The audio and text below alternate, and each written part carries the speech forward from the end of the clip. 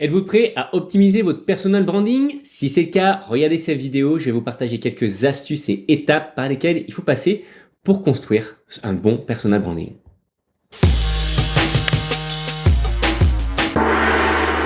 Bienvenue sur Marketing Automation Ninja, je m'appelle Amaury et je partage ici des techniques innovantes pour produire et automatiser votre web marketing. Si vous êtes nouveau sur cette chaîne et que vous voulez décupler votre productivité, alors cliquez sur le bouton s'abonner. Le personal branding est en fait tout ce qui tourne autour de vous, votre image, qui vous êtes et ce que vous faites. Et c'est important de bien comprendre ça parce que ça sera la manière la plus originale, puisque ça sera vous, de vous différencier du marché, de toutes les autres personnes qui vont faire potentiellement la même chose que vous.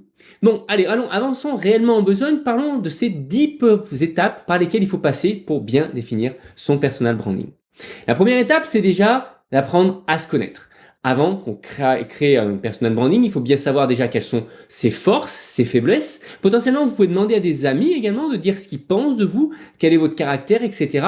Partagez vos passions, vos valeurs, vos croyances, qui vous êtes réellement. Il est vraiment important de faire cette introspection avant de pouvoir partager et communiquer avec le monde sur votre propre personnalité. La deuxième chose, c'est de bien définir votre audience. Il faut savoir à qui on s'adresse pour pas dire n'importe quoi et rester quand même vous-même, et quand bien même il va falloir savoir à qui on s'adresse. Parce que si jamais vous parlez à votre belle-mère ou si jamais vous parlez à un client, vous allez certainement avoir une manière de vous exprimer qui sera différente.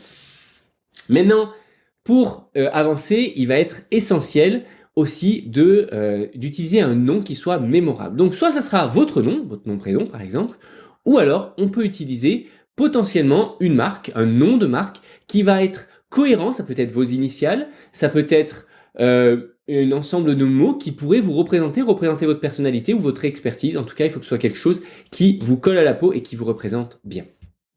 Étape numéro 4, il va falloir créer des visuels consistants qui soient pour votre marque. Autrement dit, on va parler ici d'un site web, de réseaux sociaux, d'email, de signature d'email, de couleurs, de police, de logo, tout ce qui va représenter votre marque et qui va faire que dès que l'on aura un aperçu d'un contenu qui vient de vous, on saura de qui ça vient. Étape numéro 5, avoir ce qu'on appelle une brand voice, autrement dit une voix publique, une voix de marque. Autrement dit, c'est la manière dont vous parlez, la manière dont vous écrivez, la manière dont vous communiquez. C'est de cette manière-là que l'on va pouvoir, toujours pareil, vous identifier, vous reconnaître rapidement, savoir que la manière dont vous allez vous exprimer doit aussi résonner avec votre audience. Si vous êtes adressé à des ados de 14 ans, vous n'allez pas parler de la même manière qu'à une audience qui sera plutôt de 40 ou 50 ans. Étape numéro 6, partagez ce que vous avez déjà réalisé, toutes vos réalisations. Il est important d'avoir typiquement un portfolio pour montrer vos compétences, vous montrer ce que vous avez fait pour d'autres clients et vous montrer votre expertise, que ce soit même par des vidéos, par des articles de blog ou par tout type de post que vous pourriez faire sur les réseaux sociaux. Étape numéro 7, engagez-vous avec votre audience. Il faut échanger au maximum. Le personal branding, c'est pas simplement parler de soi et se promouvoir, mais c'est aussi établir une certaine relation avec son audience, avec les personnes de son réseau. Donc pour ça, évidemment, il faut liker, partager, commenter les contenus que vous pouvez trouver et qui sont en relation avec ce que vous faites. Étape numéro 8, soyez authentique, transparent.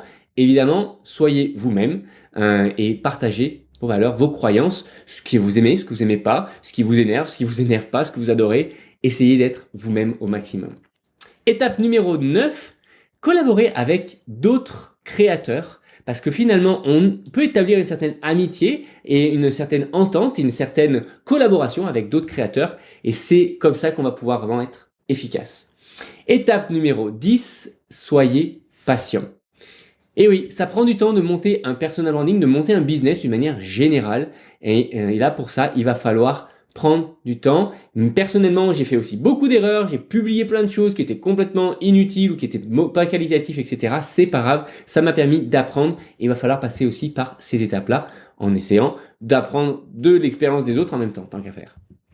Et étape numéro 11, ouais, j'en rajoute une de plus, c'est toujours donner plus, surprenez, apporter plus de valeur que ce que votre audience peut attendre. C'est en surprenant, en créant une certaine surprise que les gens vont se souvenir de vous. C'est aussi comme ça que l'on va pouvoir donner plus plus de valeur, autant de valeur que si les gens avaient payé pour avoir un certain contenu, et donc ils se souviendront d'autant plus quand vous aurez quelque chose à vendre. Ils sauront que de toute façon, c'est la bonne qualité, qu'ils vont avoir beaucoup de valeur dans ce que vous allez leur vendre, dans les services ou les produits que vous pourrez leur vendre. Voilà, vous les avez, nos pas 10 mais 11 étapes pour créer un personal branding. Rappelez-vous, ne cherchez pas à être parfait, personne n'est parfait, d'autant plus quand on shoot des vidéos, d'autant plus quand on veut enchaîner rapidement et pas perdre du temps à faire des montages et couper tout le temps les petits morceaux. Soyez vous-même, ça amène de l'authenticité et ça aussi c'est quelque chose qui est apprécié par votre audience. Si vous avez appris quelque chose, mettez un petit like, abonnez-vous et partagez avec vos amis qui pourraient en avoir besoin. Maintenant, si vous avez des questions ou des idées d'automatisation que vous pourriez explorer, laissez-moi un petit commentaire sur Instagram ou YouTube et je ferai de mon mieux pour y répondre très rapidement. À très vite.